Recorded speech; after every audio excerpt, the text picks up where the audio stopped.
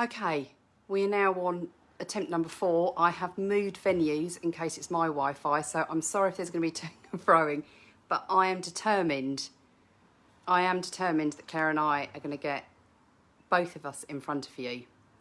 If we fail, I am trying to bring her in now. 6 times the charm. Let's try. Bringing her on. She's adding. We're connecting. It's all looking good. Yay! I know. You couldn't make this up. I just don't know what's happened. To be fair, I've had horrendous issues with tech and Zoom and things like this, and I'm sure it's not just me, clients as well. When I've been teaching via Zoom, it's been going kaput. So we're on.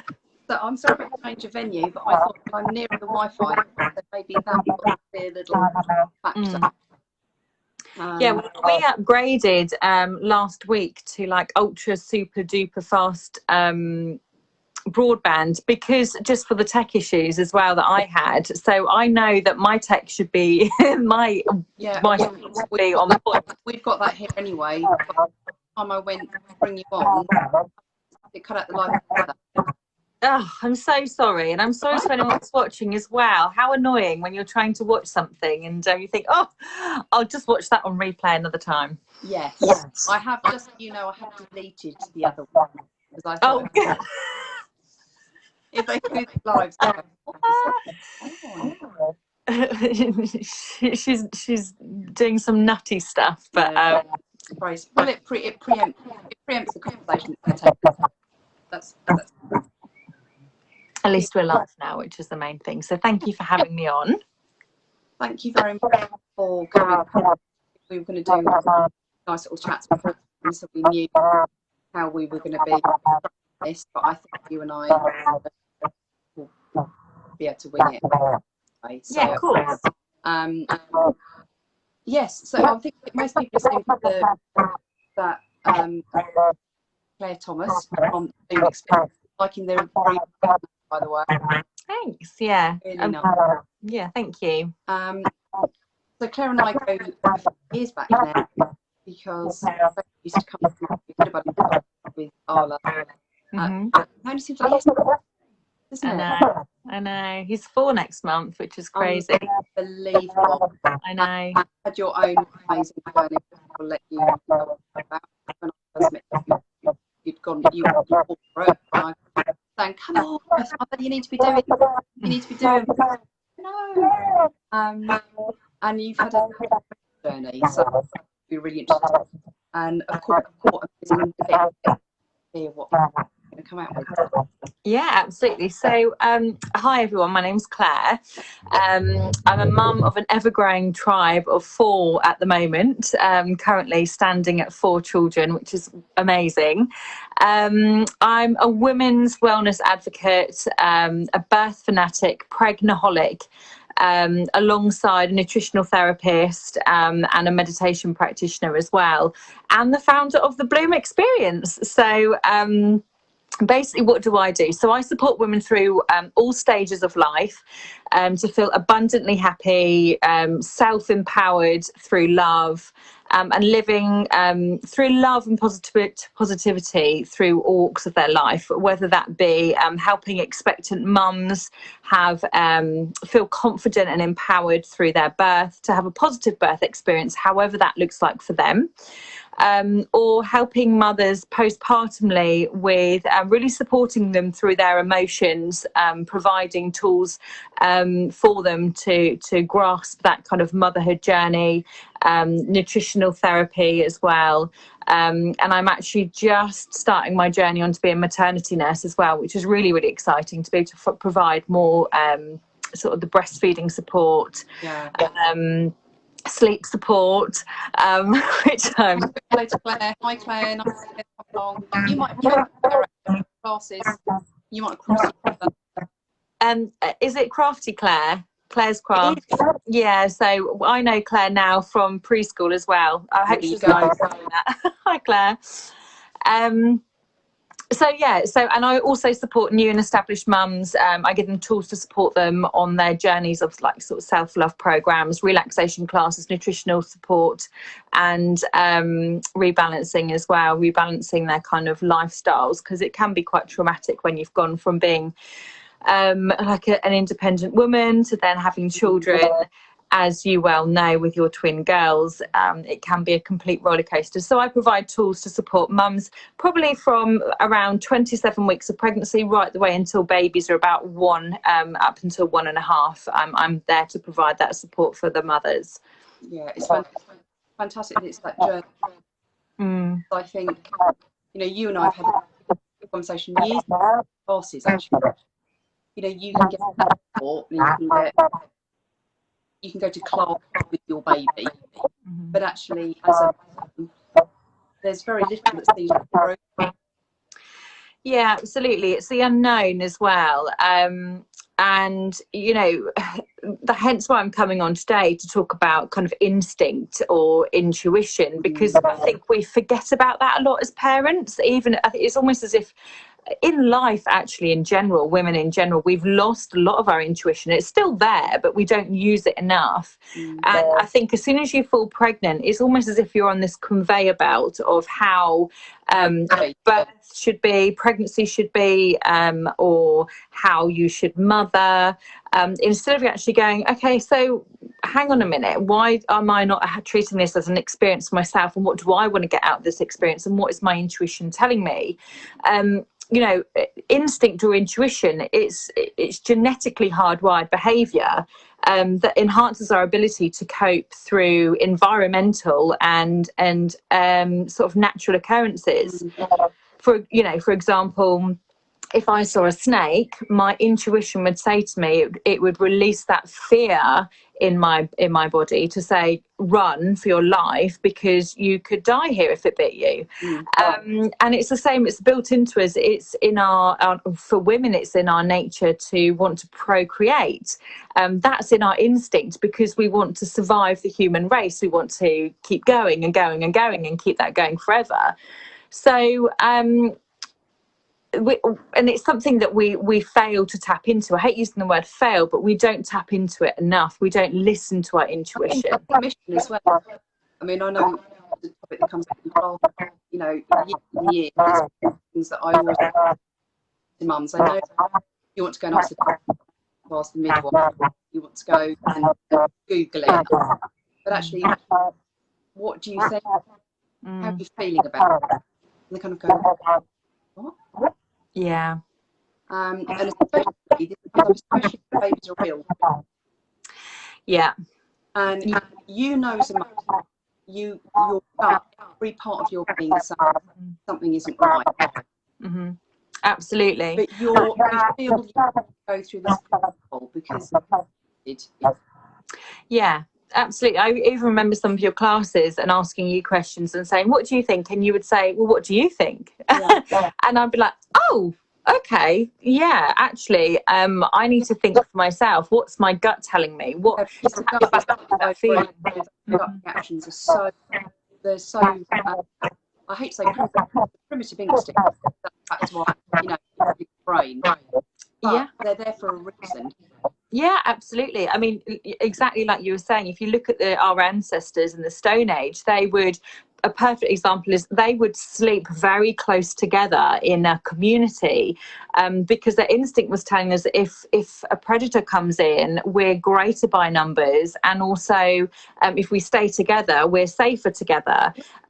They going on to birth aspect, they would give birth in a dark cave in the middle of the night most of the time, and actually statistics do show that a lot of women now birth through the night, because it's again going back to our Neanderthal days, where we would go into a cave where we would be away from prying eyes, we'd be safe, they'd roll the stone over that cave, give birth nice, in the dark as well. Your sound's not very clear, Rachel. Okay, bear with me, I'll go and get my pods. I think what's going on? Hi Natalie, by the way. Keep on talking, Claire. I'm going to get my yeah. I'll I'll keep on talking. I was just basically talking about instincts and how we have this huge instinct is a huge behaviour plumbed into us. It's just over the years we've kind of self-sabotaged that, and we go it's the dog's live. We've lost the hunger to go back to listen to our intuition. That's Steve entertaining you all, by the way. Sorry about that. We just need a little dance now, Steve. Is that better? Yeah, that's so much better. Yeah, so much better. I'll have to check that out. It's a new phone. Come on. Sorry, I didn't mean to interrupt. No, you're fine. You have to excuse me because I'm actually on my bed as well, because I have the whole tribe downstairs eating dinner. So it's my like little peace haven to come away, so I'm not interrupting my mummy or a child suckling me to death. But yeah, so going back to our instinct is over the years, we feel like we need to follow suit a lot, kind of keeping up with the Joneses. So we're thinking like, oh, if she's doing it, then I respect her and I think a lot of her. So I'm going to do what she does because it works for her. The other way that where we've lost our intuition is we're overworked as mothers. We are currently in a life, we are expected to work full-time jobs, to keep a household, to cook, clean and look after our children and run businesses as if we have that massive family unit living in under one roof still, with aunts and mums and grandmas. Yeah, the support. We don't have that anymore. So most mums, I can say 99% of mothers we're overworked, whether that's we're running our own business, we're doing far too much with the children, trying to stimulate them. Where we're kind of on this hamster wheel or we're going into overdrive all the time. So we don't have that quiet time enough to think about what is going on with my intuition. What is my intuition telling me about this? Oh, I'll just go with the flow. I'll just do what they're doing. And that's not right. That's not a way to be living. We need to go back to our primal instincts. I think judgment comes into play as well. I just want to say hello to Natalie. Natalie's here as well. Natalie. And is my sound all right? Because I'm feeding back on my own ears. I can hear you perfectly fine now. That's fine. I'll just have to listen to myself. It's a bit odd.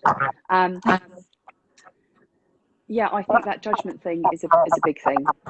Mm-hmm. Yeah, absolutely. How we feel about how other people are going to perceive. Mm-hmm. Yeah, which is a really hard thing to overcome, because you think.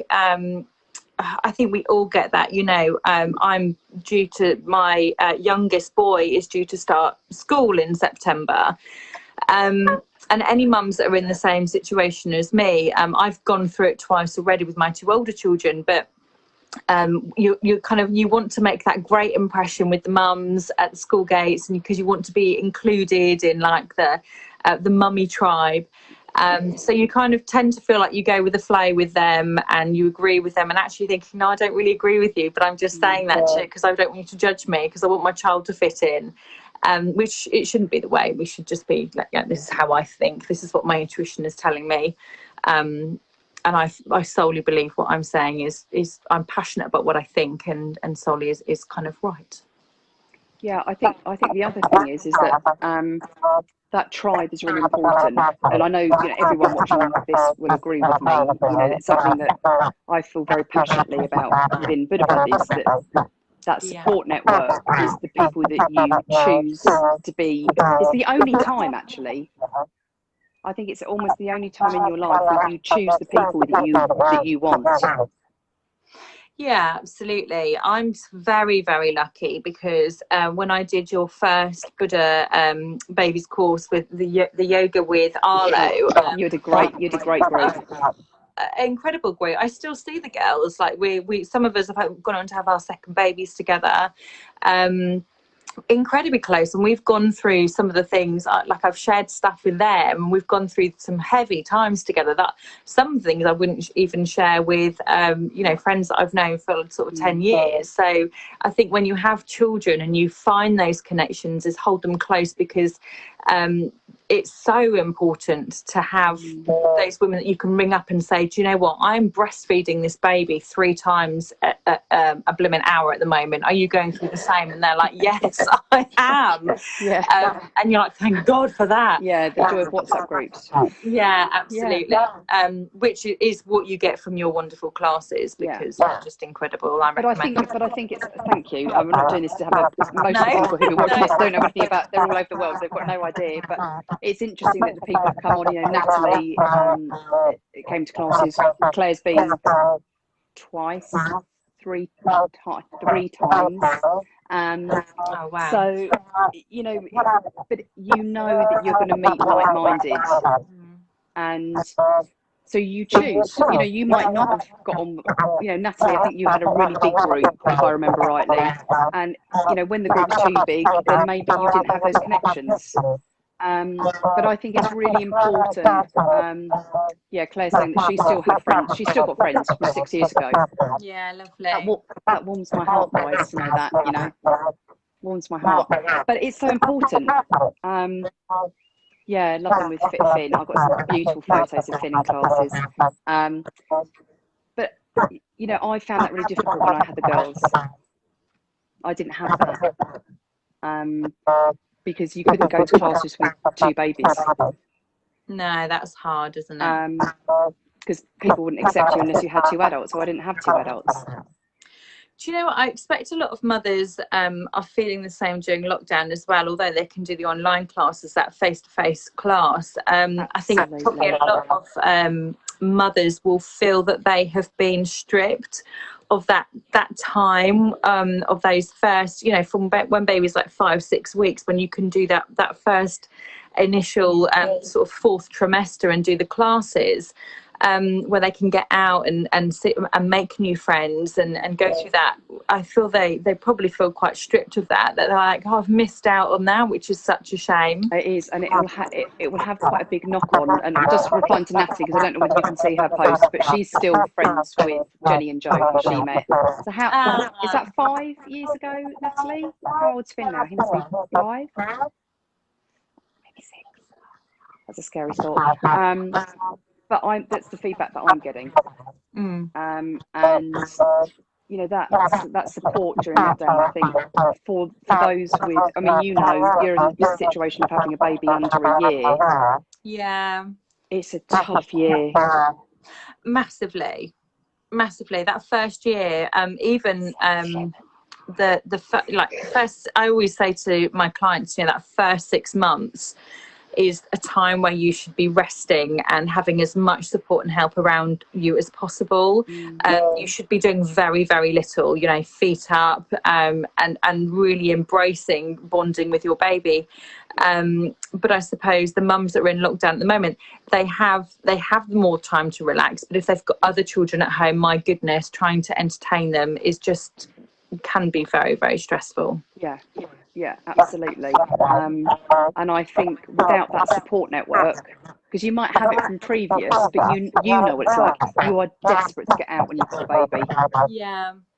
You know, you feel it's like a desperation, isn't it? You just need to wash your hair and you know, and go for a walk or meet up with another mum that you can say, oh my goodness, is your baby's poo green this morning? Because mine is. And they're like, yeah, it's probably because I had loads of wine last night, or you know, something like that. And go, although I don't condone that over. No, but I know what you're saying. Have a good old chat together and go, yeah, no, that's happened to me, and you can feel very very kind of comforted in the company that you are. So it is a shame what's going on at the moment. And it'd be interesting to find out from the guys that are joining us how they've been finding lockdown, because all of them have got young children. And I know, obviously, you know, for you, Claire, again, you know, 4 of them. Yeah, 4. Yeah, that's it's we've had a few tears, but we're actually getting there. We're absolutely fine. I love having the kids at home with me. If I'm honest, I thought you would. I just love being I love, Natalie said, a great song by Brandy Carly called Mother is a great song for mums and honesty. I'll have to yeah, we're going to have to check that out. You're going to have to post a link now, Natalie. We're all intrigued. We're going to have to know. To hear it. But I'd have the kids at home with me all the time because we just go off on adventures, and we don't see anyone for miles. We can go all the way at the back here. I'm sort of in Westmoreland, so we can go all the way at the back of Offham. And yeah, I quite like it. We've been planting loads of stuff in the garden. I have corn growing higher than me. It's ridiculous. It's like a wild feral jungle out there, but I just love it. My house is an absolute bomb site most days, and that's something that, as someone that likes to try and keep the house tidy, I really have had to overcome that and going, do you know what, it doesn't matter because it's just going to be the same state tomorrow, so we'll just get through that. But I actually love having the kids home with me. Yeah, I thought you would. And Claire's saying now that she's feeling for the first time. If you're a first-time mum, I don't know. You're obviously being able to support people, and I normally get to meet quite a few pregnant ladies because obviously I'm also, for those guys who don't know, I'm also a massage therapist. So I quite often see people through that whole journey. And I've really felt for the women who've had to give birth during lockdown. Yeah, that has been a really tedious time for a lot of mums because there's been a lot of pressure for them that they can't have their birth partners with them. A lot of them are, so I've had lots of people that have been pressurised into induction because they just kind of want to get these babies out, which I'll talk about that very briefly actually, because it's going back onto intuition. It has been very, very hard for pregnant mums because they want to have that experience with their partner with them. It's opened up a lot now. We're kind of on the way out of this now. As of the 19th, the Royal College of Gynecologists and Obstetricians announced that you can have multiple birth partners with you at birth, but it depends on the trust, and unfortunately the trust near us haven't put that into practice yet, so they're still saying one birth partner, but they can now come to so for those people that are unaware of what's been going on, mums going into labour had to go into the triage process on their own, and when they were in established labour, only then could their birth partners come and join them. So that's been quite stressful for expectant mums. Unbelievable. We've seen the home birth rate go up, which is wonderful, because again, when mums birth at home, their labours are a lot quicker, less interventions, it's a calmer environment, babies come out a lot more chilled, mums progress through labour a lot quicker, like I said, and they actually have a really positive experience. Less likely to get any infections as well if you're at home, but I'm a massive home birth advocate, as you would expect. I certainly would. But it's interesting because I heard that stat a few weeks ago that the home births have gone, really increased. Yeah, home births have increased, and also Natalie had a home birth for a second. How lovely. You'll also notice that mums that are feeding babies themselves, they'll notice that that the statistics are saying that mums are recovering a lot quicker, and babies are putting on more weight. They're seeing a lot lower of these babies that are losing their birth weight because mums that are feeding their babies themselves aren't having all these visitors coming around causing stress, which then has an effect on the milk supply. Mums are sitting down a little bit more and feeding babies more often, so we're seeing lots of chubbier, chunkier babies coming through charts, which is so lovely. Who'd have thought as a positive? Yeah. And again, there's no expectation because nobody can come. No, which absolutely. is devastating on the one. But you know what? Talk about cocooning. And that's how we were designed to be, just being you look at some of the other countries, in China, Asian countries, they're put away and looked after. I've even have some clients, one particular comes to mind. She had her baby in November, actually, just after I had Hattie. no, before I had Hattie, and her mum was coming over from China, and it's part of their culture that the mum stays in bed for 4 weeks. They buy this kind of strange heating machine that they put at the end of the bed to help the woman heal in her body. She's only allowed to get up to go to the toilet. Her baths are all done in bed. The mother does the grandma, should I say, does everything. So all the food is brought to the mum. And mum is literally just in bed, and I think that's such a lovely, although you probably go a bit stir crazy, but it's quite nice. But it's a cultural thing. It's funny because when I wanted to get into baby massage many years ago, and that's one of the books I read about, was the cultural differences. And I just thought, really? How can we be so far apart in, you've had your baby, off you go home, all the visitors are coming. Oh, what do you mean you're not able to, cater and have no say company babies? And yeah, I know. And I think we can take something from other people's cultures, but by the way that we look at postpartum, because again, going back to intuition and instinct, I think we feel that we the first thing that comes into mind is that I need to start losing the weight now, because that's what society has told me. When actually it's taken we don't look at pregnant women and going, oh, you're getting a massive bump, do we? We see growth as a positive thing.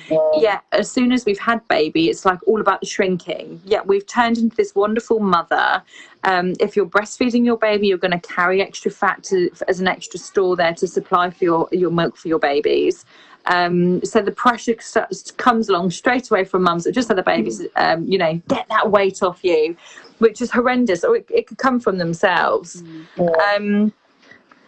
And it's going back to just trusting your instinct and going, well, actually, no, I need to just eat nutritious food, rest, relax, and the weight will come off on its own, which it will do. By the time you're 9 months, 12 months, you'll notice a massive difference in your weight. But other things that, through motherhood is that whole thing of breastfeeding. I'm a massive breastfeeding advocate, but I also very, very strongly believe that a happy mum is a happy baby. So if it's something that you do not decide to do, as long as you are happy, your baby will be happy, your household will be happy, which is one of the most important things. With postnatal depression being quite high, especially in this time that's with COVID going on. But trusting your instinct with we're very much a monkey see, monkey do culture, unfortunately, in the UK particularly, and also in America actually, and Australia. We're kind of one of the lowest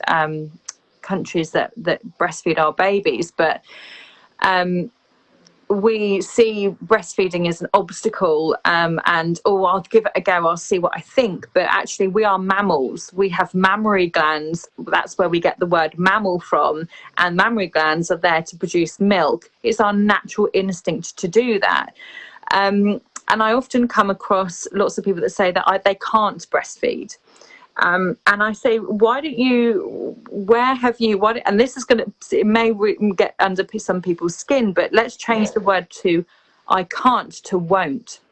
Yeah. Because when you say the word won't, you're empowering yourself again. I won't breastfeed. I've decided I don't want to breastfeed. And that's absolutely fine. Yeah. It's taking ownership of it. You're empowering yourself. When you say you can't, you're putting yourself as a victim, that you're taking all responsibility away from yourself, that you've got no control over it. Whereas, some women actually can't breastfeed, if you've had breast surgery and things like that, or if they haven't got the support.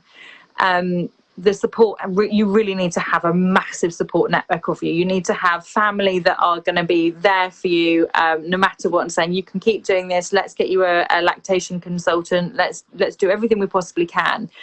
But it's going back to that can't and won't, and I think a lot of mums, when they decide they don't want to breastfeed, they put that pressure on themselves of going, oh, I couldn't do it, instead of saying, I didn't want to, which is absolutely fine. You're not lazy.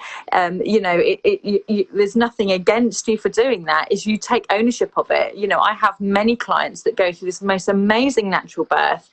They're the ones that birth at home, and then they go, I don't want to breastfeed. And I was like, good for you. I'm so proud of you that you've said that you don't want to do it, instead of acting the victim and saying that you can't. So it's, again, listening to your instinct. Yeah, so I found it hard to breastfeed my son as I felt self-conscious too many visitors. Yeah, there you go. Yeah. There you go. And that's a society thing, you see, unfortunately. It's a society thing.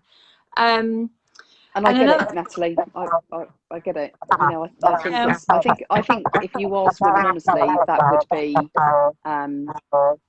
yeah, she's no time. But yeah, you're scared about that in advance. Yeah, absolutely.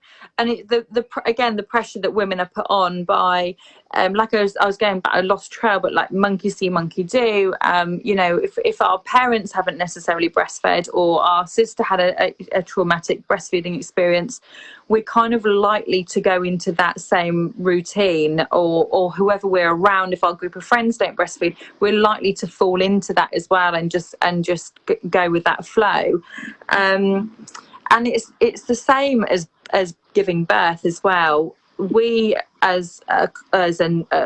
the UK, a lot of people see birth as a traumatic experience. We watch One Born every minute. We see it as being, like I say, traumatic, painful, and I often hear again is women that say, "Oh, I can't give birth without an epidural," and you know, I can say to them, "Well, you can." Just take ownership of it. Is it that you won't? Is it just you're not interested? My best friend, who I love dearly, refuses to give birth without an epidural, but she owns it. She's like, yeah, I don't want to go through it. But again, we trigger this thing in our brains that whoever we're around and what we see is, we believe that is how things should be. So motherhood, birth, relationships, which is such a shame when we don't listen to our intuition and say, I wonder if I, you know, co-slept with my child. I wonder, because I really want to do that. I wonder what it'd be like. Instead of going, oh no, you know, babies can't be anywhere near mums, or just trusting our instincts and going, you know, oh, my baby's a bit under the weather. I'll ring my mum and see what they think, or I'll ring my friend, my neighbour across the road, and they're like, oh no, baby looks fine. But then you're thinking, no, you know, trusting our instincts is so important through birth, through motherhood, and through every aspect in life, really. Yeah, I agree, and I think you're right when, you know, that journey. You know, when you said about, you know, you're on that treadmill. Hi, Christy, by the way. Christy joining us as well. You know, that you're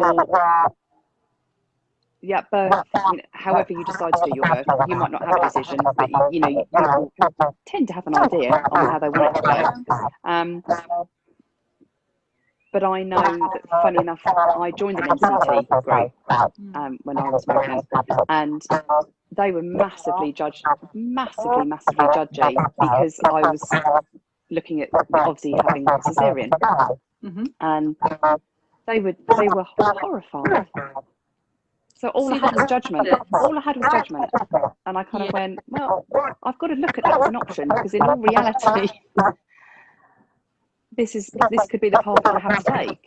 Yeah, absolutely. But I couldn't discuss it. I couldn't discuss it with these people that we were all talking about birth, because it was like you know. Yeah, and you know, through my line of work, I have women that come and, you know, we do the whole kind of au naturel, and, you know, because I teach hypnobirthing, by the way, if anyone's thinking what on earth she does.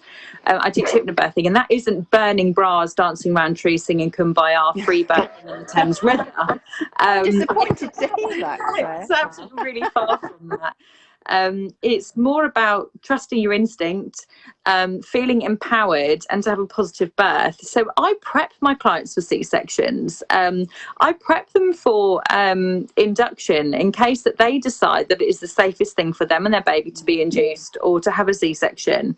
But it's gaining that power back which is really important. So you feel that you've made that decision, not that you're on that conveyor belt of birth or motherhood, that you have gone, no, this is what's right for me and my baby, and I know best because I'm listening to my instinct and I'm trusting of what it says. Like you did, you thought, I'm going to trust my instinct and do a bit of digging into C-sections and see what that's all about and see if that's for me. Yeah. And I had to, actually, that was quite hard work to do, bizarrely enough. Natalie did hypnobirthing. Yeah, see, I mean, who wouldn't? We know, I think it's fantastic. But again, it's who you surround yourself with and how they feel about things, and being able to have those honest conversations with that support. Yeah, absolutely. And it may sound, people might have watched this and think, wow, she's a complete basher, this can't or won't, and it's just I just speak the truth. You can, if you want to be that mother that you envisage yourself being, you absolutely can be her. You just have to trust that intuition, that instinct. What is your intuition and what your instinct is telling you? And I always get people saying, well, how do I tap into that? How can I work that intuitive muscle? And, you're hot on meditation, but I always recommend to everyone is you really need to take some time out for yourself, which is the number one tip, is taking time out for yourself, whether you do that through meditation or you just do some gentle breath work whilst you're in the toilet, before you make any rash decisions, which is really, really important. You've been meditating for years like me, so you're a huge advocate of that as well. Yeah, absolutely. And as funny enough, as Natalie's put in, mindset. Mindset. It's exactly what you're talking about. But you own it. You don't say I can't. You say I won't. Yeah. There's nothing wrong with saying I won't. No. I'll give you a little. Everyone's doing this 20. I did do one today actually. This 25-day push-up challenge. I saw that. Amazing to create awareness of PTSD and suicide and mental awareness, which is really, really important. But you know what? I really don't want to do 25 days of 25 push-ups. I think what I'll just do is donate some money and just make awareness that I've done that. I've done that, and there's nothing wrong with me saying that. No.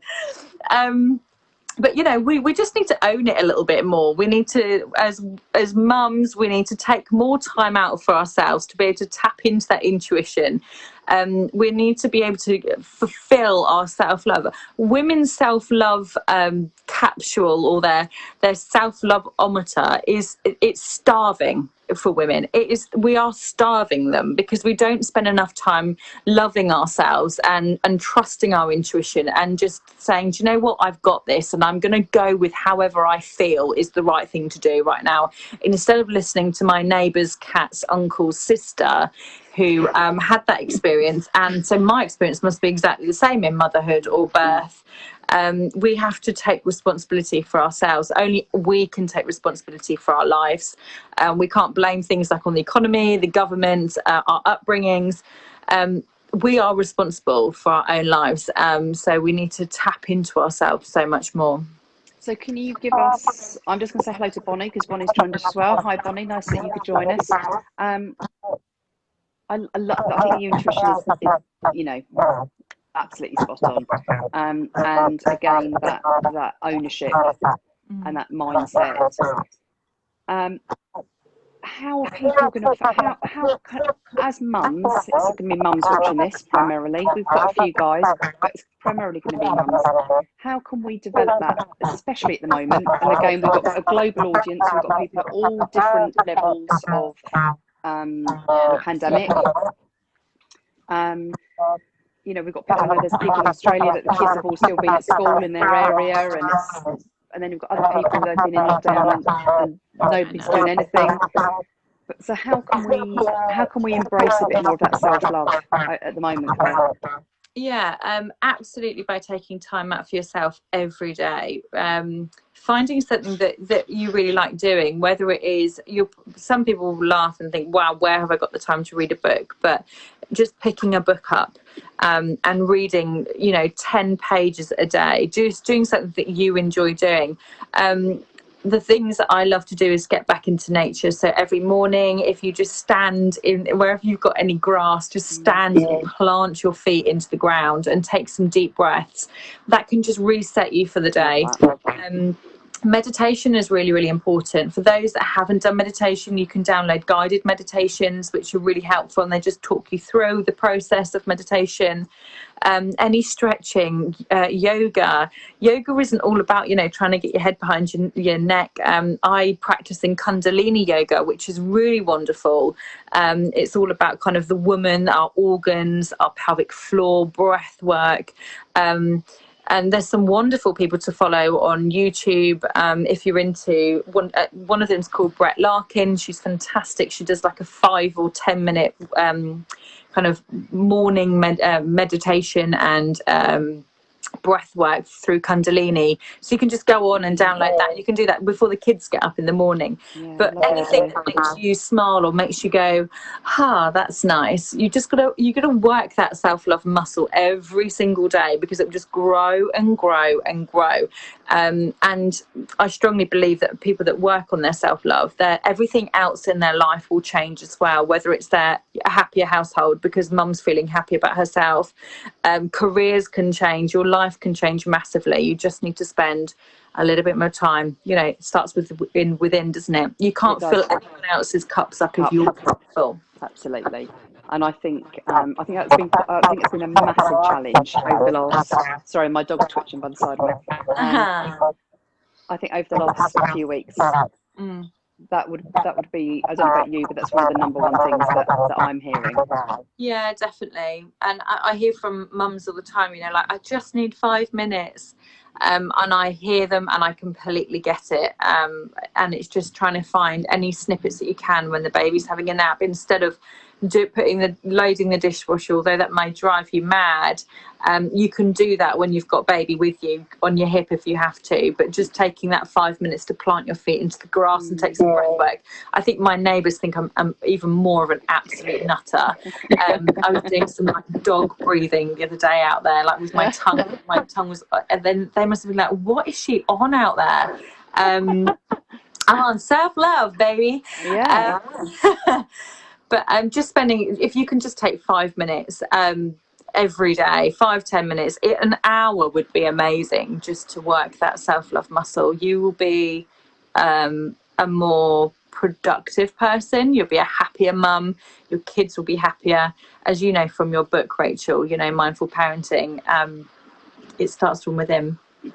Yeah, thank you for the plug on my book as well. That was nicely put in there. Lovely.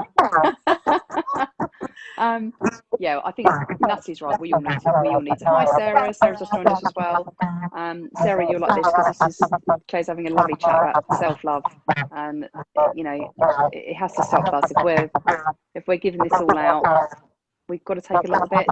Yeah. And actually not feel guilty about it. That's the other. Yeah. Mm-hmm. That's the other one that I'm hearing a lot of. You need it, but you then feel guilty.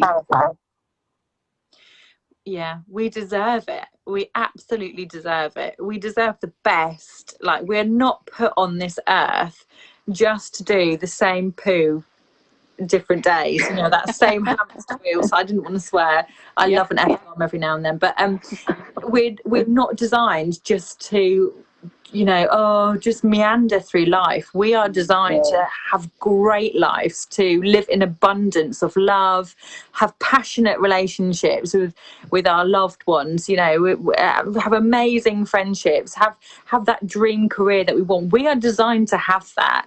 But you won't have that if you don't start with the right mindset. And the mindset to start changing your mindset, you have to spend that time on yourself and start venturing into different things that you may think, oh, that's a little bit freaky, I don't want to do meditation. I'm not saying everyone has to do meditation, but I strongly advise it. But just doing as would I. Yeah, just spending some time on yourself every single day, and great things will come from it.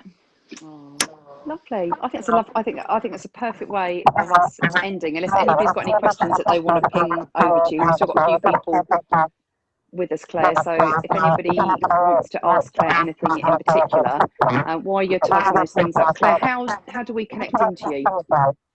Yeah, so you can find me at my social handles are the Bloomme Experience, but Bloomme is spelt with an M-E on the end, so it's BL, so it's Bloomme Experience. I've got a self-love mum capsule that it's a free capsule that you can download at the moment on the website, which is www.bloomme.co. You just need to go to freebies on the main page and it'll be there. It's also on the link in my bio on Instagram too. So I saw it on Insta and I loved it. I thought it sounded so spot on. Yeah, I've got loads of I do loads of freebies and lots of exciting things coming up. So yeah, follow me on Insta. Yeah, and Insta. She's on Insta as well. We'll put all the links underneath here as well, guys, so that you can connect in. And don't forget about your fantastic podcast. Oh yes, I've got a podcast as well. Yeah, it's called the Bloomme Experience. But the link again is on the website. So I try and direct everyone through the website because it helps the SEO. So go to the website. We're all about the SEO, my lovely, aren't we? Yeah, no, thanks for joining us, lovely. Thank you, everybody, for participating so beautifully. It's always lovely to have that interaction with people. Claire, to be fair, Claire and I can talk for England, I know. Yeah, we really can. But it's lovely to have, and it's familiar faces as well. So thank you all very much for joining us. Claire and I are going to we'll make sure that all the details are on underneath. And I'm also going to put links to you on the Mindful Parenting website as well, Claire. So send me some logos and stuff and I will put those in there. Yeah, do. But thank you for coming on. It's been an absolute pleasure. Thanks for having me. We will no doubt get you back on again because there's more things coming from you. So I want to get you back on again when all of that launches. Yeah. Thanks for watching, everybody. We're going to say goodbye. Love to everyone. Take care. Take care, everybody, and we'll catch up with you soon. Thanks so much. Bye. Bye. See you.